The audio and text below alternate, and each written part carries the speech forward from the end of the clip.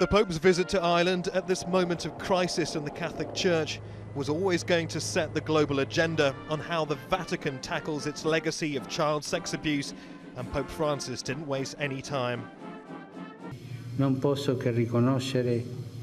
I cannot fail to acknowledge the grave scandal caused in Ireland by the abuse of young people by members of the Church charged with the responsibility for their protection and education. The failure of ecclesiastical authorities to adequately address these repugnant crimes has rightly given rise to outrage. I myself share these sentiments. Ireland's Prime Minister has been at the helm of social reforms in the country, including the recent popular vote to legalise abortion, long prohibited by the Catholic Church.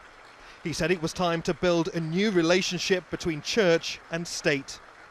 People kept in dark corners, behind closed doors, cries for help that went unheard. And these wounds are still open, and there is much to be done to bring about justice and truth and healing for the victims and survivors. Holy Father, we ask that you use your office and influence to ensure that this is done here in Ireland and also around the world. In this saga of widespread abuse of children by members of the Catholic Church, protests were inevitable. These people looking for action, not words, from the Vatican. I do get the feeling, though, that trust will not be returned within the Catholic population from simply what Pope Francis will say to the Catholic population. He needs to make clear that actions are going to be put in place and what those actions are going to be.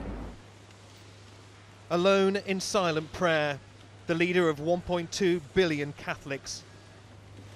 Later in the day, away from the cameras, he met 8 Irish survivors of religious and institutional abuse for 90 minutes.